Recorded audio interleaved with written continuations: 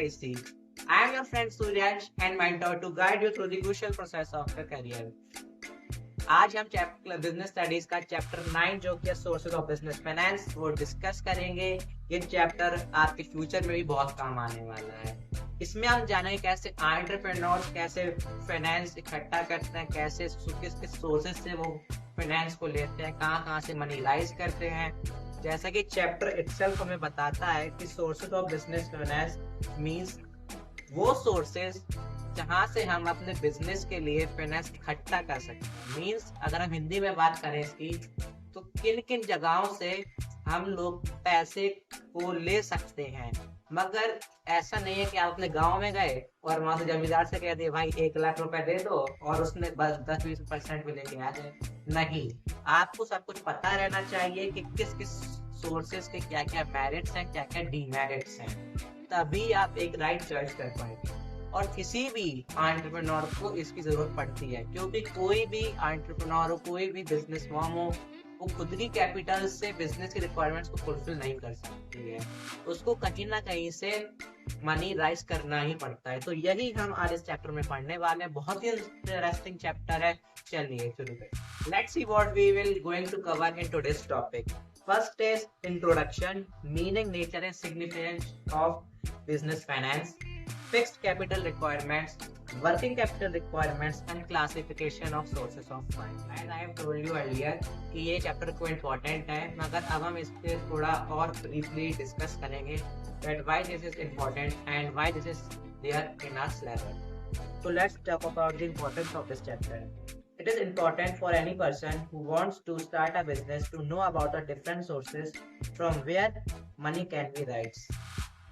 ये मैं आपको पहले बता चुका हूँ। It is also important to know the relative merits and demerits of different sources so that choice of an appropriate source can be made. देखिए सोर्सेज बहुत है बिजनेस फाइनेंस के लिए। आप बिजनेस को फाइनेंस करने के लिए बहुत सारे सोर्सेज से मनी लैंड कर सकते हैं, अगर वो बहुत ही एप्रोप्रिएट सोर्स है तो आप कैसे चॉइस जब तक आपको मेरिट पता है। जैसे कि मैंने आपको एक एग्जांपल दिया था जमींदार का आपके गांव के, तो मान लीजिए आपने उससे 20% में ले लिए और ये बहुत ही गलत चॉइस आपने।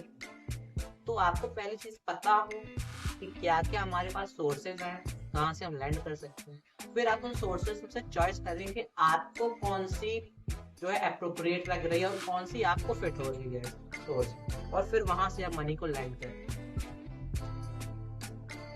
Now let's talk about the next. Let's talk about the meaning, nature and significance of business finance. Finance is the livelihood of any business as it requires funds to carry out activities for the satisfaction of society needs. आपका मान लीजिए कोई आपकी business form है, आप एक entrepreneur है in future for example. और देखिए फाइनेंस क्या है, जो मनी आप बिजनेस के लिए राइज करते हैं वो फाइनेंस है। और फाइनेंस क्या है, फाइनेंस लाइफ जो है वो लाइफ ब्लड है किसी भी बिजनेस का। देखिए बिजनेस बिना पैसों के तो नहीं चल सकता। आपके पास देखिए बिजनेस को चलाने के लिए 3 चीजें बहुत ही इंपॉर्टेंट है। सबसे पहले तो आपके पास आइडिया होना चाहिए, दूसरी आपके पास टेक्नोलॉजी होना चाहिए। जब ये दोनों आपके पास हो जाएगी तब आपके पास कैपिटल, जो कि बहुत ही मेजर रोल प्ले करती है किसी भी बिजनेस को खड़ा करने के लिए। कैपिटल बहुत ही जरूरी है वो है। तो देखिए कैपिटल और किस सोर्सेज से आएगी वो हम इसमें पढ़ेंगे। और फाइनेंस लाइफ ब्लड है, ये भी आपके एमसीक्यू में आ सकता है कि क्या लाइफ ब्लड है, तो the answer is finance. Adequate funds are necessary for a business to function and an entrepreneur must assess the financial need and identify various sources of finance.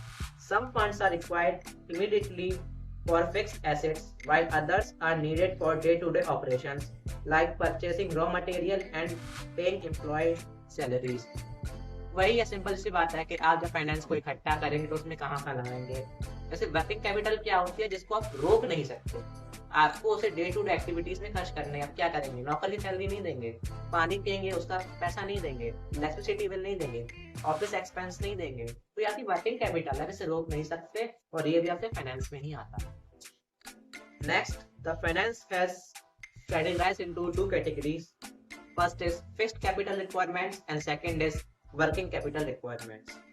In fixed capital requirements, Commencing a business that involves acquiring fixed assets such as land, building, machinery, furniture necessitates substantial funding. देखिए, वो capital जिससे आप fixed assets को खरीदने में लगाते हैं वो होती है फिक्स्ड कैपिटल रिक्वायरमेंट। जैसे कि मैं अपने बिजनेस के लिए एक बिल्डिंग खरीदना चाहता हूँ, ऑफिस, तो आप क्या करेंगे, आप जो पैसा उसमें लगाएंगे, आप कहीं से पैसा राइज करेंगे और फिर उसको बाई करने के लिए, उस एसेट को बाई करने के लिए, उस लैंड को बाई करने के लिए उसको जो है पैसे को वहां पे लगा देंगे। तो ये क्या है, ये फिक्स्ड कैपिटल रिक्वायरमेंट है। थोड़ा और इसको ब्रीफली हम समझते हैं।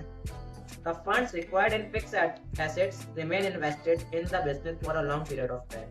मान लीजिए आपने फिक्स्ड एसेट्स को ले लिया, अब ये तो है नहीं मैंने कल अपनी जो है बिल्डिंग ली और परसों बेच दी, ऐसा करेंगे? नहीं करेंगे। तो यही है, अगर आप फिक्स्ड कैपिटल रिक्वायरमेंट ले रहे हैं फिक्स्ड एसेट्स को खरीदने के लिए, तो वो बहुत ही लॉन्ग पीरियड ऑफ टाइम तक आपके साथ है। नेक्स्ट वी हैव, अभी हमने फिक्स्ड कैपिटल रिक्वायरमेंट्स को समझा, अब हम वर्किंग कैपिटल रिक्वायरमेंट को देखते हैं। Enterprise requires fund for day-to-day operations known as working capital. Simple सी चीज है, एम्प्लॉयज की सैलरी देना और जो इलेक्ट्रिसिटी बिल, ये सब डे टू डे एक्टिविटीज में जो बिजनेस एक्सपेंसेस होते हैं, तो इन सब को देने के लिए आपको क्या चाहिए, वर्किंग कैपिटल रिक्वायरमेंट चाहिए है। और भी है जैसे बिल्स पेबल है, रिसीवेबल है, meeting current expenses like salaries, wages, taxes and rent. Each business is distinct and necessitates a unique amount of। ये हमने डिस्कस करा है फिक्स्ड एसेट्स को, अब हम डिस्कस करते हैं वर्किंग कैपिटल्स को। Working capitals enterprise that requires fund for day to day operations known as working capital. Enterprise को अपने डे टू डे एक्टिविटीज को फैसिलिटेट करने के लिए जो भी फंड्स की रिक्वायरमेंट होती है उससे हम कहते हैं वर्किंग कैपिटल रिक्वायरमेंट्स। जैसे कि अभी मैंने आपको एग्जांपल दिया था फिक्स्ड एसेट्स का, जो हम परचेस करते हैं वो हमारे साथ लॉन्ग टाइम तक चलती है। फॉर एग्जांपल, अगर आपने एक ऑफिस को परचेस किया, एक ऑफिस की बिल्डिंग को आपने परचेस किया है, तो क्या आप उसका इलेक्ट्रिसिटी बिल नहीं देंगे? बिल्कुल देंगे। एम्प्लॉयज को आपने रखा है, क्या उनकी सैलरी नहीं देंगे? बिल्कुल देंगे। और मान लीजिए आपके पास कार्स हैं एम्प्लॉयज को लाने के लिए, उनको ट्रांसपोर्टेशन के लिए बसेज हैं, तो क्या आप उन्हें फ्यूल नहीं डलाएंगे? बिल्कुल डलाएंगे। सेम यही है, जो भी एक्टिविटीज हमारे डे टू डे हैं उनको फैसिलिटेट करने के लिए जो भी कैपिटल की रिक्वायरमेंट होती है उससे हम वर्किंग कैपिटल रिक्वायरमेंट कहते हैं। Next is classification of sources of funds. The sources of funds finance for proprietary and partnership concerns can be personal source or borrowings from banks and funds. For companies, sources of funds can be categorized on the basis of period, generation, and ownership. This is the very important chart in your NCERT. Please mark it. Sources of funds classification. On the basis of period, we have equity shares and all. On the basis of ownership, we have owners fund, borrowed funds. On the basis of source of generation, we have internal source and external source. First of all, we will discuss the period basis. On this basis of period, the different sources of funds can be categorized into three parts, that is long term, medium term and short term. The long term source fulfill the financial requirement of an enterprise for a period exceeding 5 years and include sources such as shares, debentures, long-term borrowings, loans from financial institutions. देखिए, जो long term source है उसमें क्या है, उसमें 5 साल से ज्यादा का, मीडियम टर्म में 1 साल से ज्यादा, 5 साल से कम। ये आप ध्यान रखिए, कई बार पूछ लिया जाता है। लॉन्ग में 5 साल से ज्यादा और 1 साल से कम।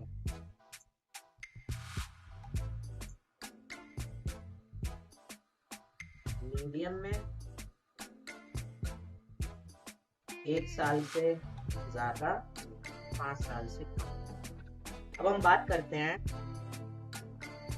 सबसे पहले medium term. Where the funds required for a period more than 1 year but less than 5 years, मैं आपको बता ही दिया पहले। Medium term sources of finance are used sources include borrowings from commercial banks, public deposits, lease financing, and loans from financial institutions. ये सब medium term loans हैं जितनी आप लेते हो, चाहे कॉमर्शियल पेपर से लें, बैंक्स लें, ये मीडियम टर्म लोन्स हैं।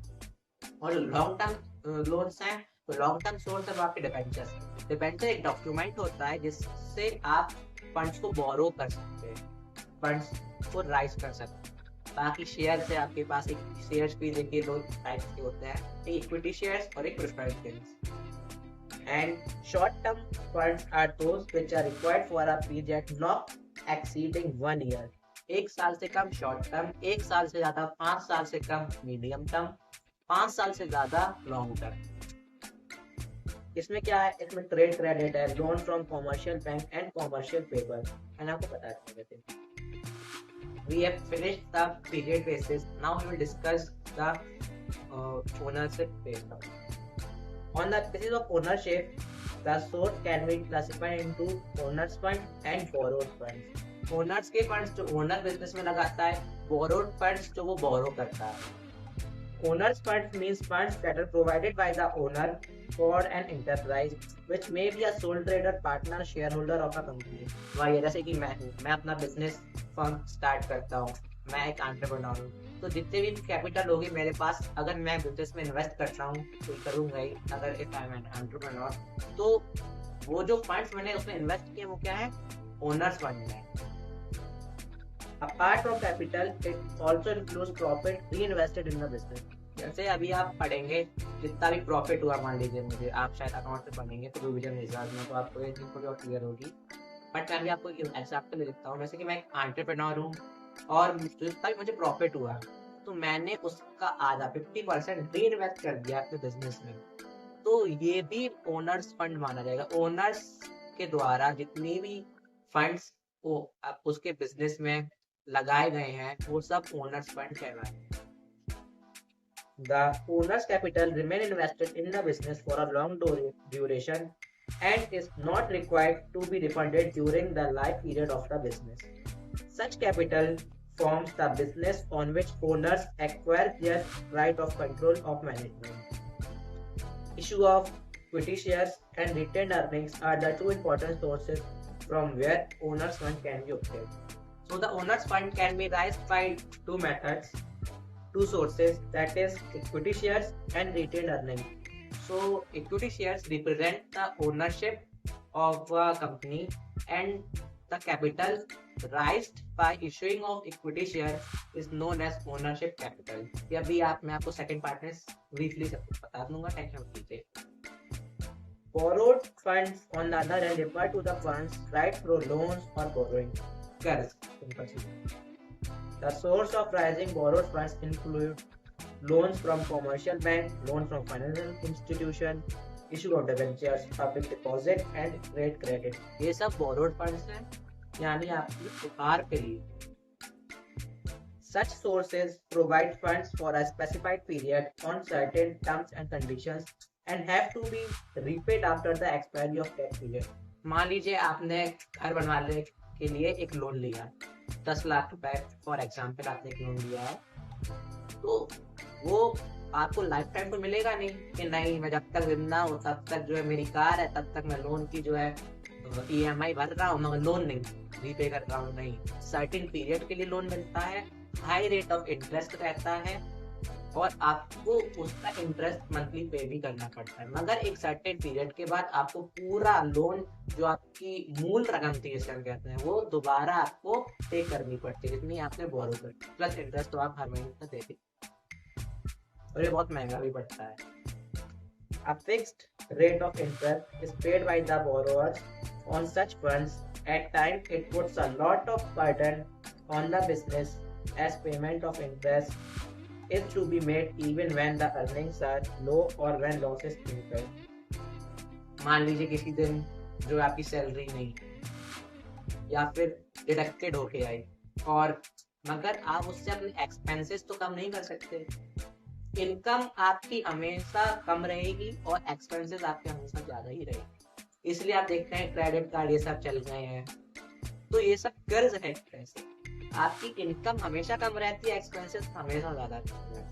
और यही चीज इसमें भी बता रहा है कि जैसे कि मान लीजिए किसी महीने आपकी सैलरी डिडक्टेड होके आई, मगर आपको जो इंस्टॉलमेंट है वो तो पूरी भरनी पड़ेगी ना, भले ही कहीं से भी भरें, तो ये कभी कभी डीमेरिट में भी चला जाता है, बहुत बड़ा इसका डीमेरिट भी। Thank you for watching our this video. Please comment in the comment box that how we can improve our teaching methods, and also hit the like button and subscribe button that you cannot miss any updates of our channel. And also please subscribe this channel and also influence people to subscribe our channel and share this video to everyone.